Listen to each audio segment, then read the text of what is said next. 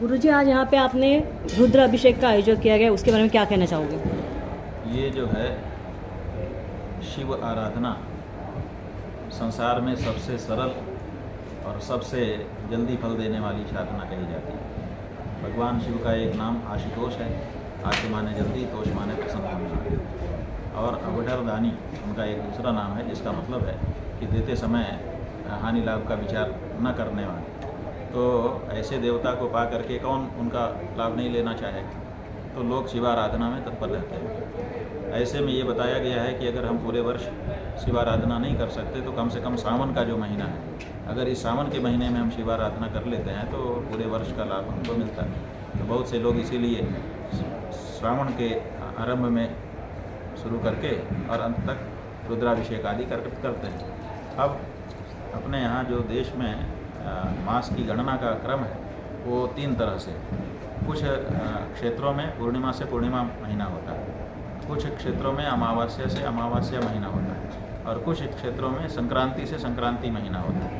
तो यहाँ पर महाराष्ट्र में अमावस से अमावस महीना होता है, इसलिए अभी यहाँ सावन शुरू नहीं हुआ है। लेकिन जिन क्षेत्रों में पूर्णिमा से पूर्णिमा महीना होता है वहाँ पर सावन शुरू हो चुका है, और इसीलिए यहाँ पर आज से रुद्राभिषेक आरंभ किया गया है। यहाँ भगवान चंद्रमौलीश्वर की आराधना हो रही है, जो 2,500 साल से हमारे पीठ में हो रही है, और उन्हीं के सानिध्य में बैठ करके भगवान शिव का अभिषेक 108 लोग एक साथ करते हैं, और एक वातावरण बनता है, और वातावरण जब बन जाता है तो उसका अनुभव भी अलग होता है। महाराष्ट्र में गाय माता को राज्य स्तर पर दर्जा दिया गया है। राष्ट्र माता कभी तक मतलब उसके बारे में जानकारी दें। ऐसा है कि गावो विश्वस्य मातरः, हमारा वेद शास्त्र कहता है कि गाय विश्व माता है।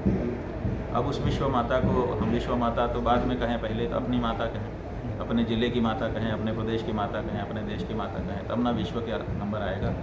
तो अब हालत ये है कि हम में से ही बहुत से लोग अभी माता कहने में संकोच का अनुभव कर रहे हैं। तो हम लोगों ने ये एक अभियान छेड़ा कि माँ को कम से कम माँ कहा जाए। बाकी हम उसके लिए कुछ कर सकें चाहे ना कर सकें, पहले माँ कहना शुरू करें।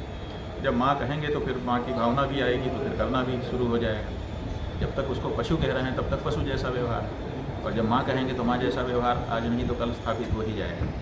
तो ऐसी परिस्थिति में राष्ट्र माता के रूप में उनको बुलाया जाए, ऐसा हम लोग चाह रहे हैं। लेकिन केंद्र की सरकार अभी इसके लिए तैयार नहीं हुई।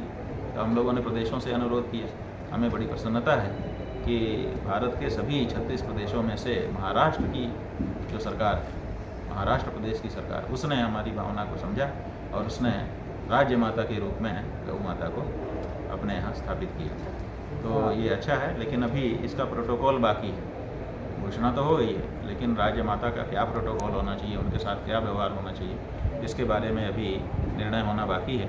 तो हम सोचते हैं कि महाराष्ट्र की सरकार से अनुरोध किया जाएगा कि एक प्रोटोकॉल भी राज्य माता के लिए बनाए। आप हिंदू को आगे बढ़ाने का प्रयास कर रहे हैं, वहीं महाराष्ट्र में भाषा विवाद चल रहा है, उसके लिए क्या है? देखिए, हिंदू जो है आगे बढ़ना ही चाहिए, क्योंकि हिंदू ही एक ऐसा है जो हिंसा से दूर रहता है। और इस समय पूरे विश्व की जो समस्या है वो एक ही है कि एक दूसरे का खून के प्यासे हैं लोग। कोई किसी को देखना नहीं चाहता है, सब एक दूसरे को दबाने में लगे हुए हैं। परमाणु बम बना करके बैठे हुए हैं, दूसरे अस्त्र शस्त्र बना करके बैठे हुए हैं और डरा रहे हैं। तो हिंसा से दूर रहने की जो बात, वो हिंसा का हिम और दूर का दू, पहला अक्षर ले करके तब तो हिंदू शब्द बना है। तो हिंदू जो है वो हिंसा से दूर रहता है, हिंसा से दूर रहने की प्रेरणा देता है। इसीलिए हम लोग ये चाहते हैं कि हिंदू आगे बढ़े, ताकि पूरा विश्व निरस्त्रीकृत हो और भय का वातावरण समाप्त हो। Thank you.